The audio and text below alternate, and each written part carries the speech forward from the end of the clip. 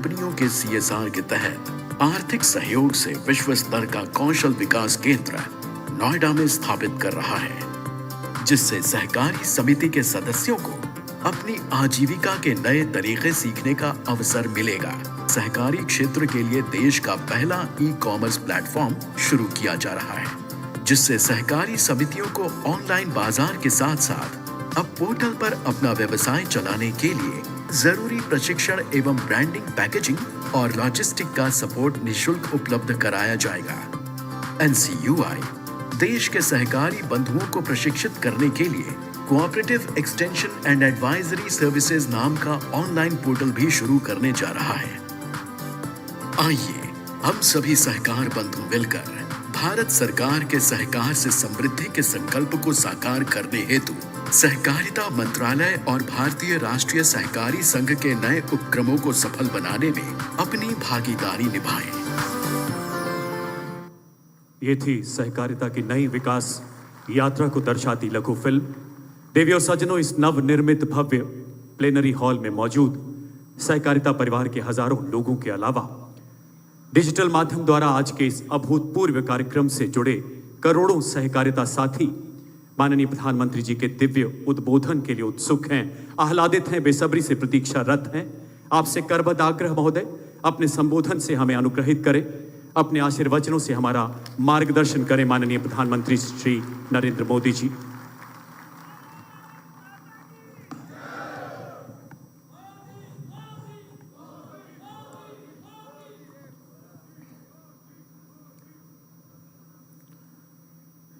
मंत्रिमंडल के मेरे सहयोगी श्रीमान Amit Shah, national cooperative union के प्रेसिडेंट श्रीमान दिलीप संघानी, डॉक्टर चंद्रपाल सिंह यादव, देश के कोने कोने से जुड़े कोऑपरेटिव यूनियन के सभी सदस्य, हमारे किसान भाई बहन, अन्य महानुभाव, देवी और सज्जनों, आप सभी को 17वें भारतीय सहकारी महासम्मेलन की बहुत बहुत बधाई। मैं आप सभी का इस सम्मेलन में स्वागत करता हूं, अभिनंदन करता हूं। साथियों, आज हमारा देश विकसित और आत्मनिर्भर भारत के लक्ष्य पर काम कर रहा है और मैंने लाल किले से कहा है, हमारे हर लक्ष्य की प्राप्ति के लिए सबका प्रयास आवश्यक है और सहकार की स्पिरिट भी तो सबका प्रयास का ही संदेश देती है। आज अगर हम दूध उत्पादन में विश्व में नंबर 1 है, तो इसमें डेयरी कोऑपरेटिव्स का बहुत बड़ा योगदान है। भारत अगर दुनिया के सबसे बड़े चीनी उत्पादक देशों में से एक है, तो इसमें भी सहकारिता का बड़ा योगदान है। देश के बहुत बड़े हिस्से में कोऑपरेटिव्स छोटे किसानों का बहुत बड़ा संबल बनी है। आज डेयरी जैसे सहकारी क्षेत्र में लगभग 60% भागीदारी हमारी माताओं बहनों की है। इसलिए जब विकसित भारत के लिए बड़े लक्ष्यों की बात आई, तो हमने सहकारिता को एक बड़ी ताकत देने का फैसला किया। हमने पहली बार, जिसका भी अमित भाई ने विस्तार से वर्णन किया, पहली बार सहकारिता के लिए अलग मंत्रालय बनाया, अलग बजट का प्रावधान किया। आज कोऑपरेटिव्स को वैसी ही सुविधाएं, वैसा ही प्लेटफॉर्म उपलब्ध कराया जा रहा है जैसा कॉरपोरेट सेक्टर को मिलता है। सहकारी समितियों की ताकत बढ़ाने के लिए उनके लिए टैक्स की दरों को भी कम किया गया है।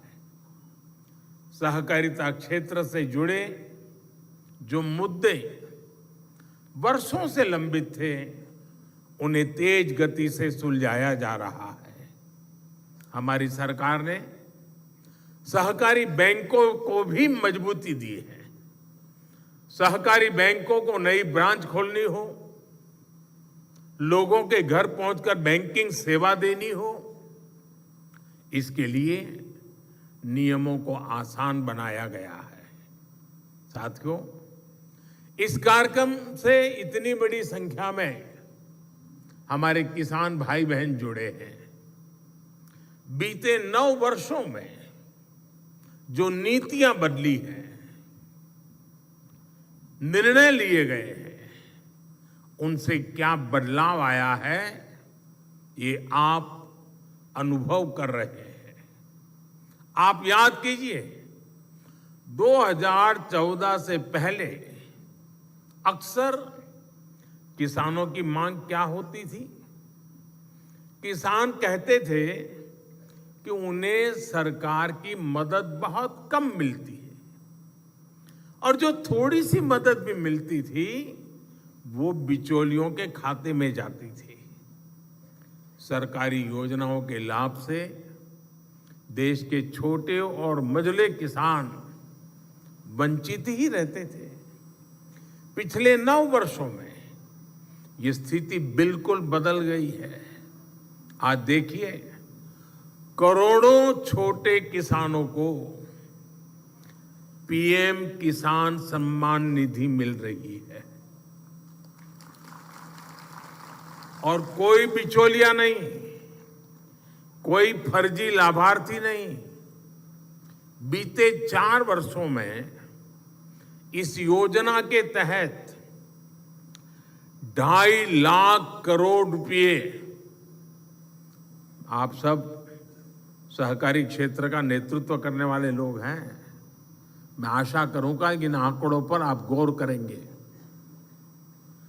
2.5 लाख करोड़ रुपए सीधे किसानों के बैंक खातों में भेजे गए। ये कितनी बड़ी रकम है, इसका अंदाजा आप एक और आंकड़े से अगर मैं तुलना करूंगा तो आप आसानी से लगा सकेंगे।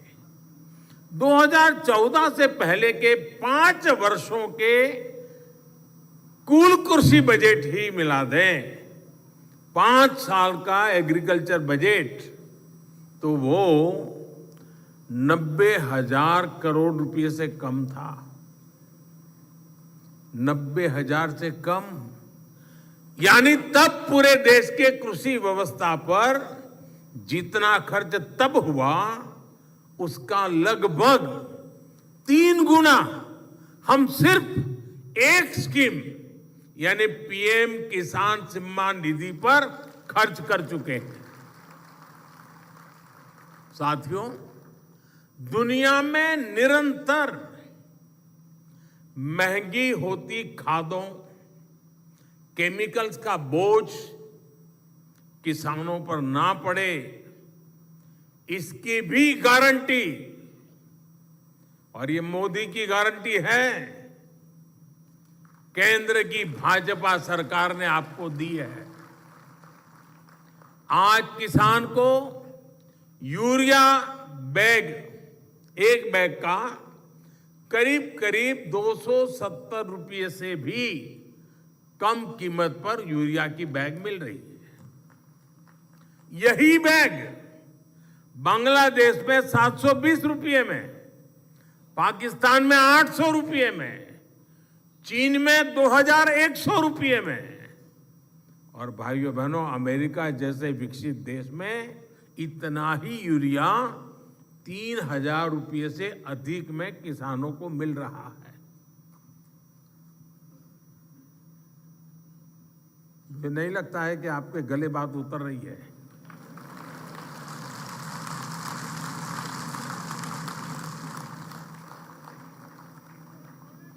जब तक ये फर्क समझेंगे नहीं हम,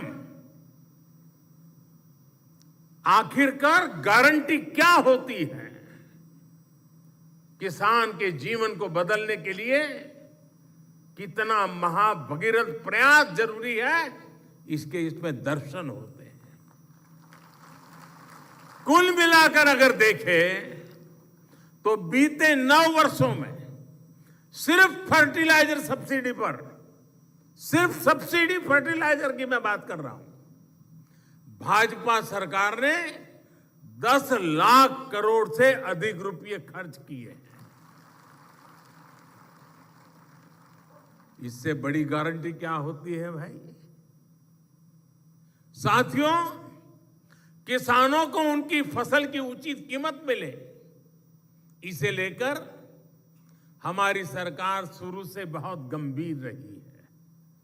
पिछले 9 साल में एमएसपी को बढ़ाकर एमएसपी पर खरीदकर 15 लाख करोड़ रुपए से ज्यादा किसानों को दिए गए हैं। यानी हिसाब लगाएं तो हर वर्ष केंद्र सरकार आज 6.5 लाख करोड़ रुपए से अधिक खेती और किसानों पर खर्च कर रही है,